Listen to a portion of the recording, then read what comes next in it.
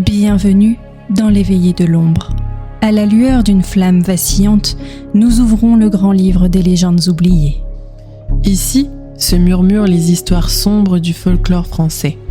Récits mystérieux, contes inquiétants et silhouettes qui rôdent dans la nuit.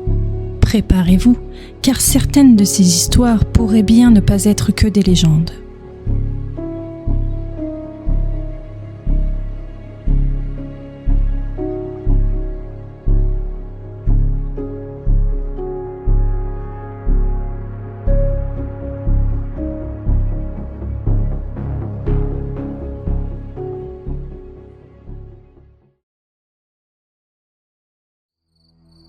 La nuit, dans les Landes de Bretagne, il ne faut pas trop s'attarder près des menhirs et des dolmens. Car on dit qu'à minuit, de petits êtres sortent de terre pour danser, chanter et jouer avec les hommes imprudents. On les décrit comme des nains aux yeux rouges et brillants, aux cheveux longs et emmêlés, parfois vêtus de haillons, parfois recouverts de brume. Certains disent qu'ils ressemblent à de vieilles fées, d'autres à de petits lutins. Mais tous s'accordent sur une chose, leur regard luit dans la nuit comme deux braises ardentes. Les Korrigans hantent les pierres levées, les fontaines et les tertres. Ils apparaissent surtout la nuit, de sabbat ou à la veille des grandes fêtes, comme la Saint-Jean ou la Toussaint. On les surprend parfois dansant en rond autour des menhirs, au son d'une musique qu'aucun instrument humain ne peut reproduire. Malins et farceurs, ils adorent piéger les voyageurs.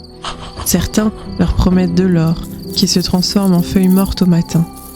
D'autres les attirent dans une danse infernale, dont ils ressortent épuisés, parfois fous. Mais il arrive aussi qu'ils se montrent généreux, récompensant ceux qui respectent la nature et les anciennes pierres. Les anciens racontent que certains hommes ont osé passer un pacte avec eux, mais la plupart en payèrent le prix.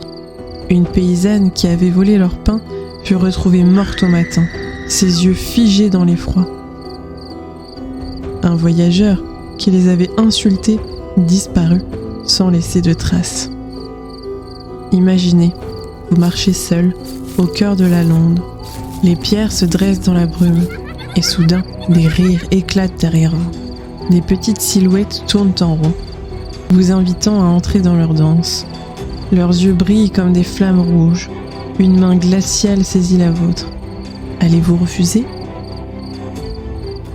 Pour se protéger, il fallait tracer un signe de croix, porter de l'eau bénite ou se réfugier près d'une église. Car les Korrigans, dit-on, craignent la foi chrétienne autant que le soleil du matin. Ces petits êtres, à la fois malicieux et terrifiants, font partie des plus anciennes croyances de la Bretagne. On les appelle les Korrigans, gardiens des pierres et des fontaines.